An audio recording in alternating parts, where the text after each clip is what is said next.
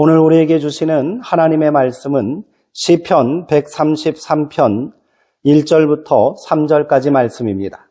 구약성경 900쪽에 있습니다. 이제 제가 하나님의 말씀을 강독하겠습니다. 이것은 하나님의 말씀입니다. 하나님의 말씀에 경청하시기 바랍니다.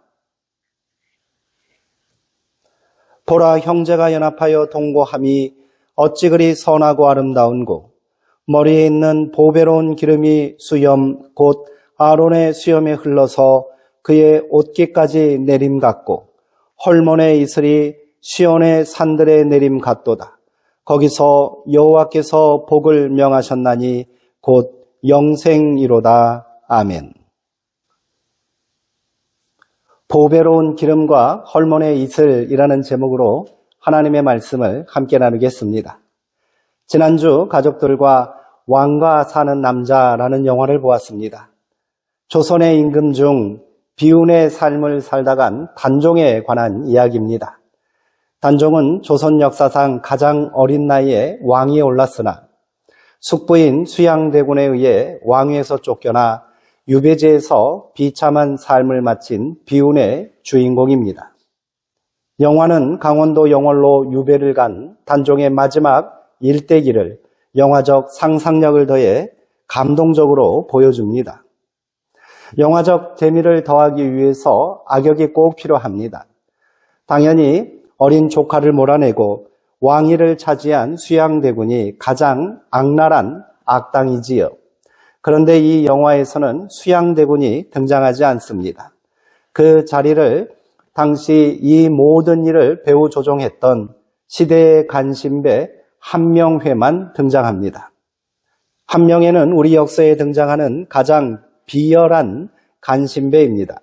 영화가 끝나고 집에 오는 길에 딸들에게 한명회의 이야기를 해주었습니다. 청년 시절 읽었던 신용복 선생님의 저서 나무야 나무야에 나오는 한 대목이 생각났기 때문입니다. 서울을 대표하는 지역이 강남구라면 강남을 대표하는 동네는 압구정입니다. 압구정이라는 이름은 앞서 언급한 한명회가 자기의 호를 따서 지은 정자의 이름에서 유래된 것입니다. 훗날 역적으로 재평가되어 부관 참시당한 자가 지은 정자가 아직까지 남아있을 리 없지요. 지금은 그 유명한 현대아파트 72동 옆에 작은 표지성만 남아있습니다. 압구정을 풀이하면 길들이다라는 뜻을 가진 압자에 갈매기 구, 정자 정으로 갈매기를 길들이는 정자다라는 뜻입니다. 신용복 선생님은 첫 글자가 다르지만 같은 뜻으로 풀이되는 정자를 하나 더 소개합니다. 바로 반구정입니다. 여기서 반은 짝하다, 따르다라는 뜻입니다. 갈매기와 짝하는 정자 정도로 풀이할 수 있습니다. 반구정은 파주에서 임진강변을 따라 서쪽으로 내려가면 거기 자리한 작은 정자입니다.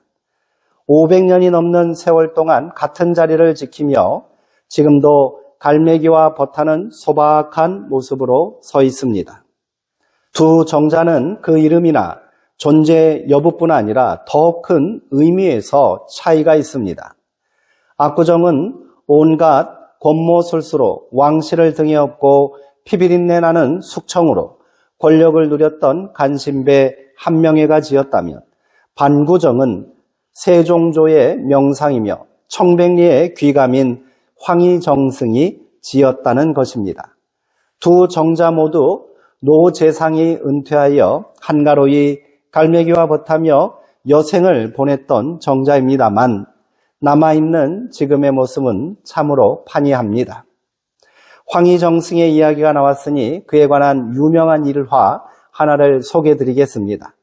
어느 날 황희정승의 집안 노비 두 사람이 서로 다투다가 그를 찾아와 서로 상대방의 잘못을 일러바치자 사내종에게는 네 말이 옳다, 계집종에게도 내 말이 옳다 하며 돌려보냈다고 합니다.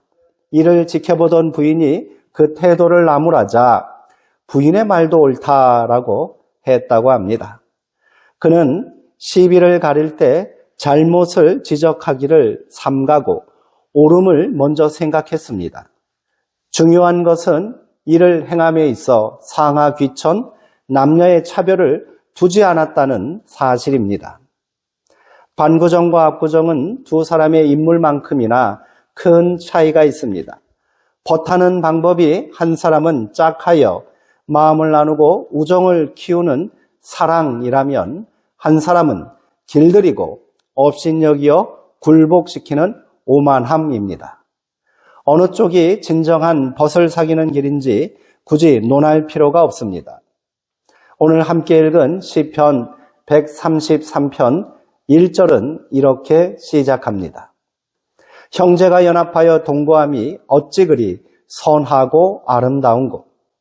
앞에서 언급한 이야기에 빗대어 말하면 압이 아닌 반의 마음으로 형제를 대하는 태도입니다. 시인은 이 마음을 품고 살아가는 것이 인생을 선하고 아름답게 만드는 가장 좋은 방법이라고 말합니다. 선하고 아름답다라는 고백은 사람들이 누릴 수 있는 최고의 축복을 의미합니다. 특별히 선함은 하나님께서 천지를 창조하실 때 피조물을 향하여 축복하신 보시기에 좋았다라는 뜻의 토부입니다. 그 축복의 비결이 연합과 동거에 있음에 주목하시기 바랍니다. 두 단어의 히브리 원어는 야하드와 쉐베트입니다.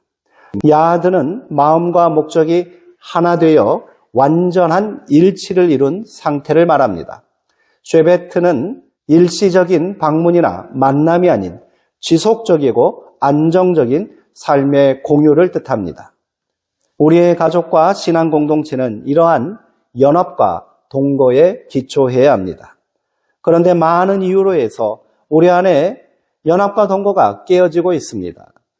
서로를 존중하고 마음을 나누는 반의 태도가 아니라 상대방을 업신여기고 길들이려는 압의 마음이 앞서기 때문입니다. 이런 마음은 남보다 더 높아지고 대접받으려는 욕망에서 비롯됩니다. 욕망이라는 놈이 교활한 것은 나는 그런 마음이 아니다. 다 너를 위하는 일이다 라고 늘 자기 자신에게 정당성과 합리성을 부여한다는 데 있습니다. 이런 욕망에서 빠져나오지 못한다면 결국 자기 자신뿐 아니라 상대방에게도 큰 고통과 상처를 남기게 된다는 사실을 잊지 말아야 합니다. 설 명절이 시작되었습니다. 명절이 되면 마음이 불편해지는 사람들이 있습니다. 이유는 지극히 사소해 보이는 말 때문입니다. 평소에는 어떻게 사는지 별로 관심도 없는 것처럼 보이는 친척들이 하는 말들입니다. 공부는 잘하냐? 대학은 합격했냐? 직장은 어디냐? 언제 취직하냐? 결혼은 언제 할 거냐? 애는 안 낳을 거냐? 이와 같은 말들이지요. 이런 말들은 상대의 삶을 내 기준에 맞추려는 압의 태도입니다. 너를 생각해서 하는 말이라고 하나 이는 절대로 덕담이 될 수 없습니다. 덕담은 선함과 아름다움이 담긴 말이어야 합니다. 모름지기, 덕이 담긴 말이랑 상대방을 존중하고 상대의 마음을 편안하게 해주는 말이어야 하지 않겠습니까? 올 설에는 이런 말 대신 서로를 반기고 기쁨을 전하면 어떨까요? 황희정승이 너도 맞고 당신도 옳다라고 했던 것처럼 너를 만나니 너무 행복하고 참 좋다. 고생 많았다. 항상 기도하고 응원한다. 이렇게 말하며 사랑하는 자녀와 가족을 꼭 안아주시기 바랍니다. 혹시 자랑거리가 있더라도 한편으로 기죽어 있는 형제의 마음을 먼저 살피시고 꾹 참으십시오. 연합과 동거가 서로를 길들이고 통제하는 것이 아니라 마음과 삶을 나누는 진정한 기쁨이고 아름다움이 될 때 하나님의 축복이 우리 가정과 공동체에 임하게 될 줄 믿습니다. 시인은 2절에서 이렇게 노래합니다. 머리에 있는 보배로운 기름이 수염 곧 아론의 수염에 흘러서 그의 옷깃에 내림 같다. 보배로운 기름은 대제사장의 임직식을 거행할 때 제사장의 머리에 부었던 거룩한 관유를 말합니다. 모략, 육개, 창포 등 값비싼 향료를 섞어 만든 이 기름은 하나님의 선택과 성령의 임재를 상징합니다. 그 관유가 향기를 바라며 수염을 거쳐 옷깃까지 흘러내림같이 하나님의 은혜와 축복이 공동체 전체에 풍성하게 흘러 넘쳐야 한다는 말입니다. 우리는 모두 아론과 같은 거룩한 제사장이라고 성경은 말합니다. 아론이 하나님의 은혜를 이스라엘 공동체에 흘러 넘치게 하는 통로가 되었듯이 우리도 하나님의 축복의 통로가 되어야 합니다. 성도님들 모두는 저마다 속한 가정과 공동체에 하나님께서 세우신 아론과 같은 거룩한 제사장들입니다. 이는 사명인과 동시에 특권이며 영광입니다. 그 축복을 절대로 그릇에 담아 내 것으로만 삼으려 하지 마십시오. 하늘에서 부어주시는 그대로 온몸으로 받아 옷깃까지 흐르게 하여 우리가 머무는 곳곳에 우리와 함께하는 모든 이들에게 임하게 하십시오. 이것이 하나님의 은혜와 축복이 내 삶에 끊이지 않고 날마다 공급받게 하는 놀라운 비밀이며 비결입니다. 시인은 3절에서 형제의 연합과 동거를 통해 하나님께서 명령하실 복을 이렇게 노래합니다. 헐몬의 이슬이 시온의 산들에 내림 같도다. 거기서 여호와께서 복을 명령하셨나니 곧 영생이로다. 아멘. 헐몬산은 이스라엘 최북단에 있는 해발 2,800m가 넘는 높은 산입니다. 산 정상에는 1년 내내 눈이 덮여 있어 이스라엘 사람들은 이 산을 성산이라고 불렀습니다. 건조한 팔레스틴 지역에서 헐몬산의 찬 공기가 남쪽의 따뜻한 공기와 만나 생성되는 이슬은 단순한 습기가 아니었습니다. 이 이슬은 대지를 적셔 농작물을 키우는 생명수와 같은 역할을 하였지요. 성경에 이슬이 하나님의 축복과 은혜의 상징으로 언급되는 이유입니다. 그런데 시인은 하나님의 축복인 헐몬의 이슬이 시온의 산들에 내림 같다라고 말합니다. 헐몬산이 북쪽 끝에 있다면 시온은 이스라엘 남쪽에 있습니다. 그러니 헐몬의 이슬이 시온의 산에 내린다는 말은 자연 법칙에서 벗어납니다. 그렇다면 북쪽 끝 헐몬의 이슬로 어떻게 멀리 반대편에 있는 시온의 산들을 적실 수 있을까요? 시인은 지금 영적인 신비를 말하고 있습니다. 그것은 형제의 연합을 통해 흐르는 은혜의 확산을 의미합니다. 아름다운 연합과 동거를 이룬 형제들이 저마다 작은 은혜의 이슬방울이 되어 반대편으로 줄을 이어 연결된 모습을 상상해 보시기 바랍니다. 이는 공동체가 하나됨이 없이는 불가능한 일입니다. 이렇게 선하고 아름다운 형제 공동체를 통해 하나님은 복을 명령하셨습니다라고 시인은 선포하고 있습니다. 하나님은 연합을 이룬 곳에 복을 줄까 말까 고민하는 것이 아니라 그곳에 복이 임하도록 강력하게 명령하십니다. 그러므로 연합은 복을 받는 필연적인 통로가 되는 겁니다. 시인은 그 복을 영생이라고 말합니다. 단순히 죽어서 천국 가는 것을 의미하는 말이 아닙니다. 하나님과의 바른 관계, 그리고 형제들 간의 바른 관계 속에서 누리는 풍성하고 영원한 생명의 질서입니다. 2절의 보배로운 기름이 하나님으로부터 나에게 임하는 수직적 은혜라면 3절의 헐몬의 이슬은 나로부터 이웃에게 퍼져나가는 수평적 은혜의 확산을 의미합니다. 우리는 지금 메마른 광야와 같은 시대에 살고 있습니다. 분노와 갈등, 미움과 대결이 쩍쩍 갈라진 대지처럼 메마른 영혼들의 더 깊은 상처를 만들고 있습니다.